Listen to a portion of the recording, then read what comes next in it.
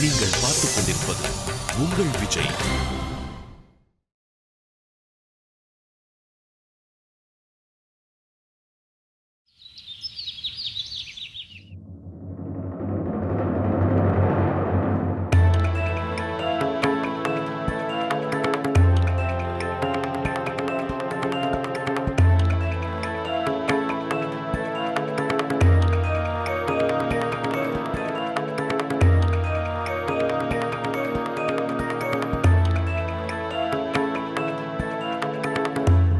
இப்போ நீங்க வந்துட்டீங்களா? நீங்க எல்லாரும் ஏன் என்னைய சுத்தி வரீங்க? ஏன் என்ன தனியாவே இருக்க விட மாட்டீங்க?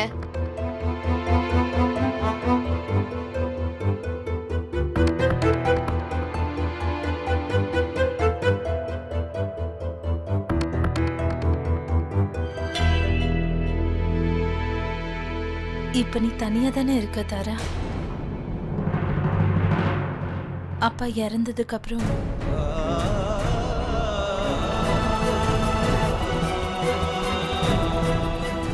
தனியா இருக்கிறது, தனியா வாழறது எப்படி இருக்கும்னு என்னால புரிஞ்சுக்க முடியும். உனக்கு தெரியுமா, எப்படி நீ உன் அப்பாவை இழந்து கஷ்டப்படுறியோ அதே மாதிரி தான் நானும் என் அம்மாவை இழந்தேன். என் அம்மா என்னை விட்டு போனப்ப நான் உன்னை விட சின்ன பொண்ணு. அப்ப எனக்கும் ரொம்ப கோபம் வந்துச்சு. அப்ப நான் ரொம்ப கோபமா இருந்தேன். எனக்கு மட்டும் ஏன் இப்படி நடக்கணும்னு நான் ரொம்பவே கஷ்டப்படுவேன். என் அம்மா ஏன் என்னை விட்டு போகணும்? நான் வாழற வாழ்க்கையில எந்த அர்த்தமும் இல்லைன்னு நான் நினைச்சிருக்கேன். நான் வாழ்ந்து என்ன பண்ண போறேன்?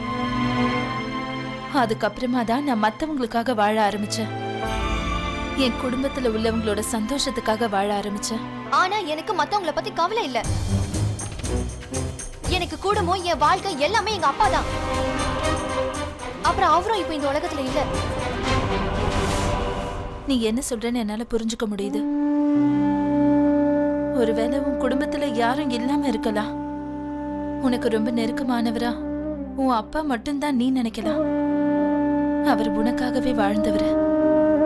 ஆனா யார் நமக்கு ரொம்ப நெருக்கமானவங்களோ, நமக்காகவே வாழறாங்களோ, அவங்கள சந்தோஷப்படுத்துறதுக்காக நம்ம எதுவும் பண்ணுவோம்ல. யோசிச்சு பாரு, நீ இப்படி இருக்கிறத பாக்குறதுக்கு அவங்களுக்கு எவ்வளவு கஷ்டமா இருக்கும். கோபம், வெறுப்பு, அவங்க பொண்ணு சாப்பிடாம இருக்கிறத பார்க்க அவங்களுக்கு எவ்வளவு கஷ்டமா இருக்கும். அவங்க மனசுல ஆசை இருக்கும். அவங்க உன் கூட உட்காந்து உன்கிட்ட பேசி அணைச்சுக்கிட்டு உன்னை சாப்பிட வைக்கணும்னு அவங்களுக்கு ஆசை இருக்கும்ல. எனக்கு என்ன தோணுதுன்னா, அவங்களோட சந்தோஷத்துக்காக, வெறும் அப்பாவோட சந்தோஷத்துக்காக நீ கொஞ்சமா சாப்பாடு சாப்பிடலாம்ல. உன் அப்பாக்கு சந்தோஷத்தை கொடுக்கலாமா வேண்டாமாங்கிறது இதோட முடிவு உன் கையில மட்டும்தான் இருக்கு. வேற யார்கிட்டயும் இல்ல.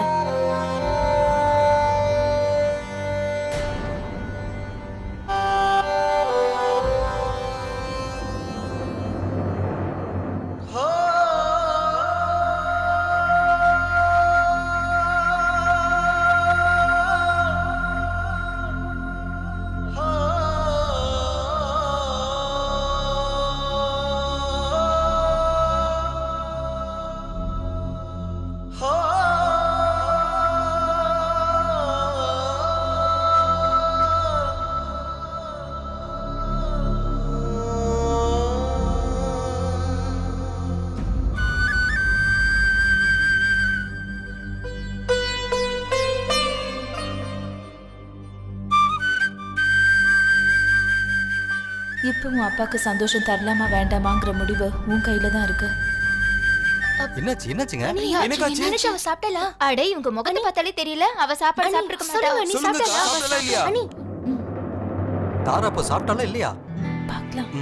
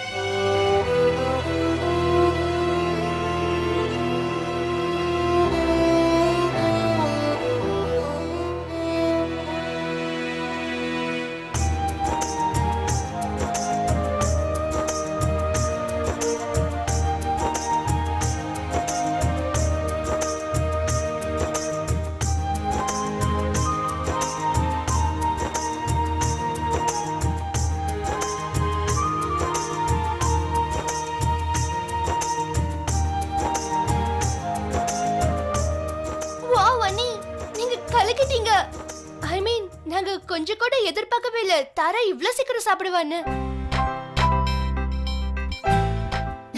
யாரு அவ்வளவு சீக்கிரமா ஒத்துக்க வச்சாங்க? தரவுதாமா.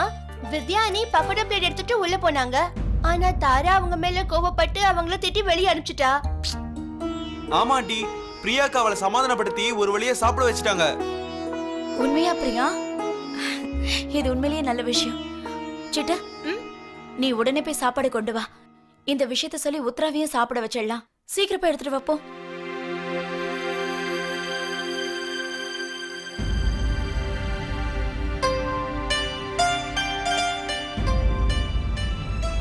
அதே ஒரு நிமிஷம் சொல்லுங்கப்பா. ஃபில் பண்றதுக்கு முன்னாடி நான் ஒரு முறை பாத்துறேன்.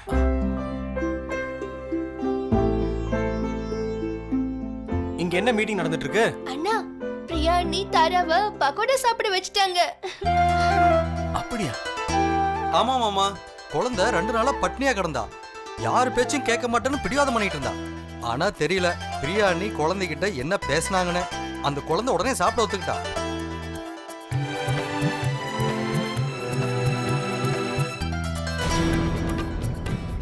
கலக்கிட்ட பிரியா. அதானே நீ யாரோட பொண்டாட்டி? என்ன டாட், நீங்க என்ன சொல்றீங்க? சரியா சொன்ன. பயங்கர திறமையானவ. ஆதித்யா போதும் நிறுத்து. நீ என்னை இவ்ளோ புகழ்ந்தனா உன் அப்பாவோட காது அதை கேட்டு கேட்டு புளிச்சு போயிடும் ஆதித்யா. உங்க அப்பாவா? டாட என்ன ஆதி? இன்னும் பிரியா என்ன எத்தனை நாளைக்கு தான் உங்க அப்பான்னு சொல்லி கூப்பிட்டுக்கிட்டு இருப்பா? கண்ணா, எனக்கும் இவளுக்கும் உறவு முறைன்னு ஒண்ணு இருக்குல்ல.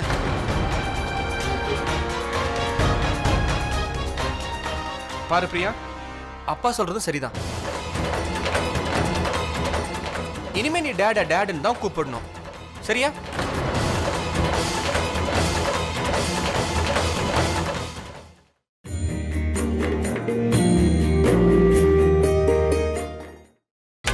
நீங்கள் பார்த்துக் கொண்டிருப்பது உங்கள் விஜய்.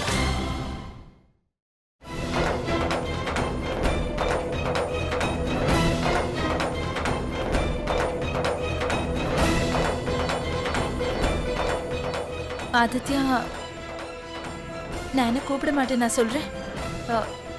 கொஞ்சம் கொஞ்சமா நான் பழகிக்கிறேன். அது என்ன கொஞ்சம் கொஞ்சமா? டேடுன்னு கூப்பிடுறதுக்கு நல்ல நேரம் முகூர்த்தம்லாம் பார்க்கணுமா என்ன உனக்கு? நான் எதையும் கேட்க விரும்பல. நீ இப்பவே டேட இங்கேயே டேடுன்னு கூப்பிட்டாகணும், அவ்வளவுதான்.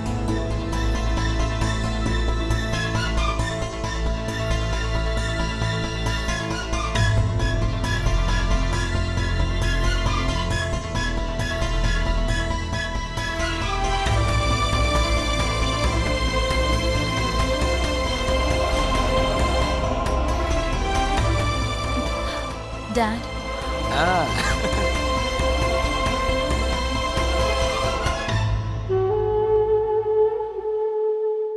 என்னன்னு கூப்பிட்ட?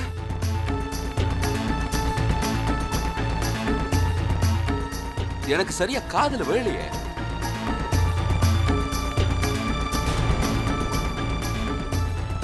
அதுக்கு நான் அவ கூப்பிட்டது உனக்கு கேட்டுச்சு? டேட்,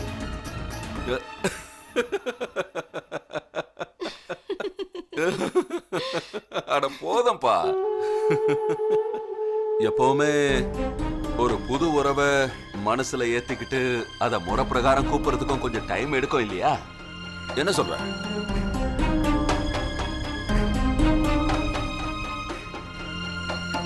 போக போக எல்லாம் பழகிடும் அவளுக்கு.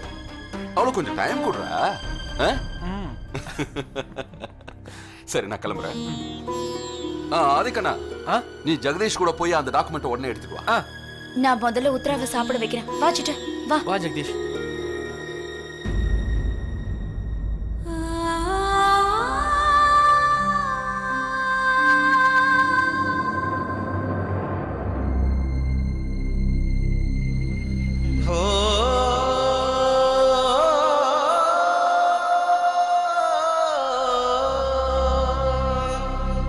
என்கிட்ட கூட.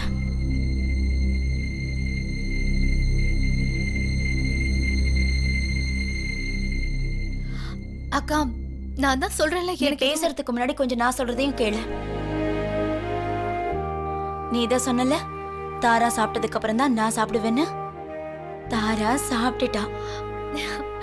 உண்மையாவா? அக்கா அவளை யார் சாப்பிட வச்சது? எனக்கு என்ன தோணுச்சுன்னா அவ அது இந்த என்னன்னா- ஐடியா நம்ம வித்யாவோடது. வித்யா தான் தாராவை சாப்பிட வைக்கணும்னு சொன்னாங்க. தாராக்கு பிடிச்ச மாதிரி ஏதாவது சமைச்சு வச்சா கண்டிப்பா தாரா சாப்பிட்டுருவான்னு சொன்னாங்க. சந்தேகம் இல்லாம தாராவுக்காக வித்யாணி தான் பக்கோடா செஞ்சாங்க. ஆனா அவளை பக்கோடா சாப்பிட வச்ச கிரெடிட் பிரியாணிக்கு தான் போய் சேரும். பாவம், வித்யானிய தாரா திட்டி ரூமை விட்டே வெளியே அனுப்பிட்டா. பிரியாணி உள்ள போய் என்ன மாயம் பண்ணாங்கன்னே தெரியல. தாரா பேசாம சாப்பிட ஆரம்பிச்சிட்டா. சரி, இப்ப நீ ஏதாவது சாப்பிடு. அக்கா நான் முதல்ல ஒரு வாட்டி தாராவை இல்ல பார்த்து இல்ல, அப்புறம் போலாம். முதல்ல சாப்பிடு, அதுக்கப்புறம் மத்ததெல்லாம்.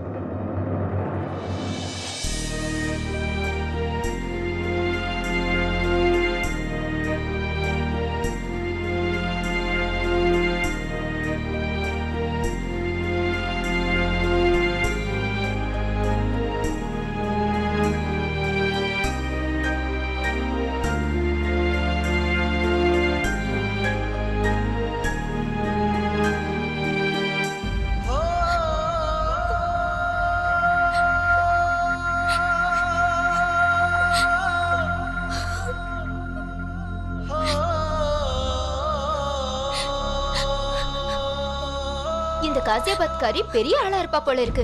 கண்டிப்பா ஏதோ மாய மந்திரம் கத்து வச்சிருப்பா. தாராவை மட்டும் இல்ல, வீட்ல இருக்கிற எல்லாரையும் மயக்கி வச்சிருக்கா. நீ எப்படியாவது முட்டி மோதி 2 அடி முன்னாடி போனா அவ ஏதாவது பண்ணி உன்னை 4 அடி பின்னாடி தள்ளிடுறா. அவ மேல எந்த தப்பும் இல்ல, என் மேலதான் தப்பு. எனக்கு தான் கொஞ்சம் கூட மூளையே இல்ல. பேசுறதுலயும் சரி, வேலை செய்யறதுலயும் சரி, தான் புருஷனோட மனசையே ஜெயிக்க முடியாத ஒரு பொண்டாட்டி மத்தவங்களோட மனசை மட்டும் எப்படி ஜெயிக்க முடியும்?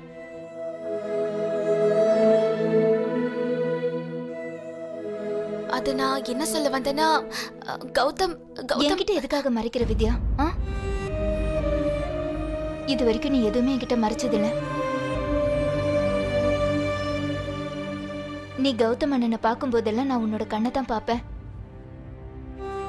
இங்க பாரு, உதடு வேணா பொய் சொல்லலாம், ஆனா கண்ணு பொய் சொல்லாது.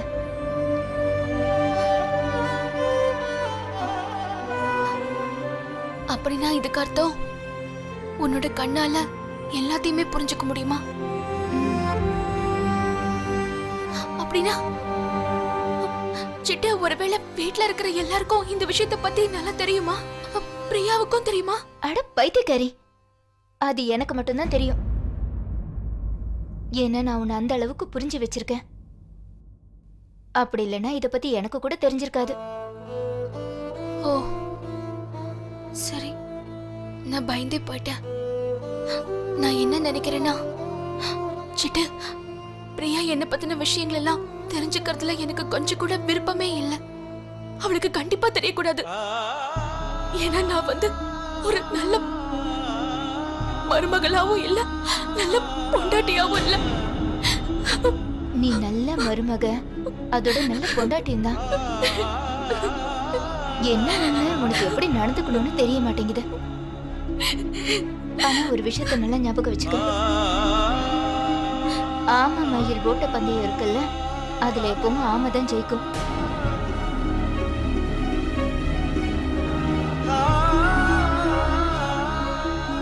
நீ சொல்றது உண்மைதான் சிட்டு, நீ சொல்றது உண்மைதான். நான் இதை நிரூபிச்சே ஆகணும். நானும் ஒரு நல்ல மருமக, அப்புறம் நல்ல மனைவின்னு. நான் இதை நிரூபிக்கணும்னா நான் மனைவிக்கு உண்டான கடமைகளை நிறைவேற்றியே ஆகணும். சிட்டு, அந்த சாவி போடுறவன் கடை இங்க இருக்கு. சாவி சேர கடையா? அது நம்ம பெரிய பஜாருக்கு பின்னாடி தெருவுல இருக்கு. அங்க போனா 4-5 கடை இருக்கு. அப்படியா? எனக்கு ஒரு உதவி பண்றியா? நீ ஜெகதீஷ் அண்ணன் கிட்ட போய் சொல்லி என்ன அங்க கூட்டிட்டு போக சொல்றியா?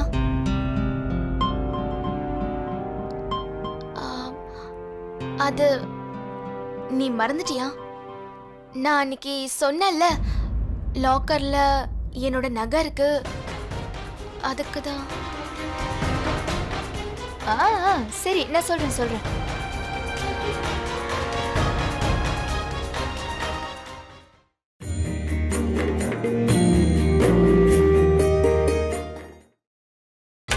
நீங்கள் பார்த்துக் கொண்டிருப்பது உங்கள் விஜய். என்னங்க, நம்ம வித்யாமாவுக்கு பஜார்ல ஏதோ வேலை இருக்காம். உங்களுக்கு எதுவும் வேலை இல்லைன்னா அவங்கள கொஞ்சம் அங்க கூட்டிட்டு போயிட்டு வரீங்களா? அட நீ சொன்ன என்ன வேலை இருந்தாலும் உடனே அதை நான் விட்டுட்டு வந்துருவேன். அப்புறம் வித்யாவை பஜார் கூட்டிட்டு போகணும்னு என்ன அவசியம் இருக்கு? ஏதாவது முக்கியமான வேலை இருந்து என்கிட்ட சொல்லியிருந்தா நானே அதை முடிச்சுட்டு வர போறேன். சொல்லுவாங்க. அவங்களோட எல்லா வேலையும் உங்ககிட்ட சொல்லிட்டு தான் செய்யணுமா என்ன? அட நான் எதுக்கு சொல்ல வரேன்னா, நீங்க சொல்ல வேண்டியதெல்லாம் அப்புறமா பொறுமையா சொல்லுங்க. போய் வண்டி எடுங்க, நான் போய் வித்யாவை கூட்டிட்டு வரேன். இந்த ஆம்பளைங்கள ஏன் இப்படி கேள்வி மேல கேள்வி கேட்டுக்கிட்டே இருக்கீங்களோ? அட எதுக்கு நீ கோபப்படுற? என்னங்க ஏன் கோவப்படுறீங்க? நீங்க முதல்ல பஜாருக்கு போயிட்டு வாங்க. அதுக்கப்புறம் நான் உங்களுக்கு பொறுமையா உங்களோட எல்லா கேள்விக்கும் பதில் சொல்றேன். சரி நீ கொஞ்சம் தள்ளியே இரு.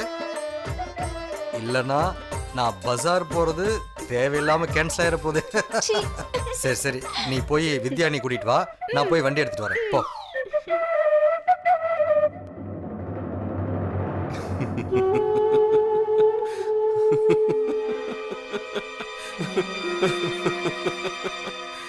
Dad.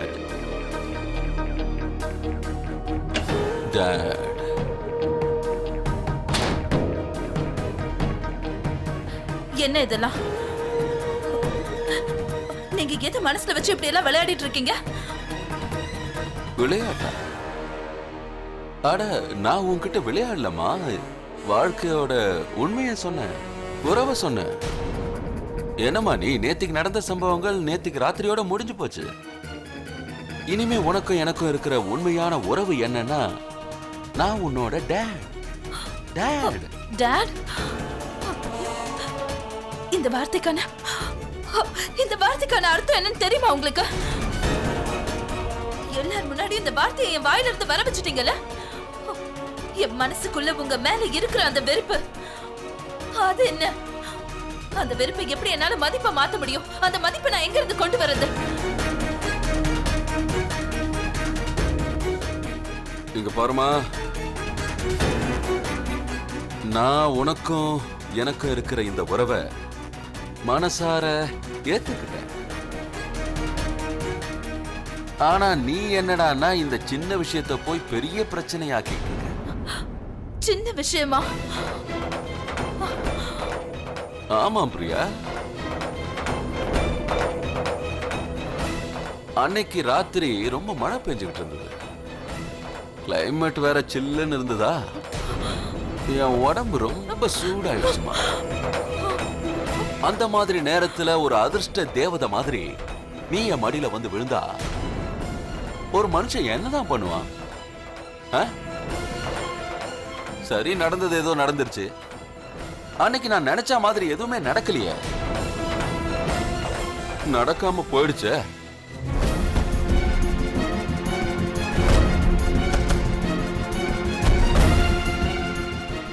அதான் எதுவும் நடக்கலையே, நிம்மதியா உன் வாழ்க்கை வாழ பழகிக்க.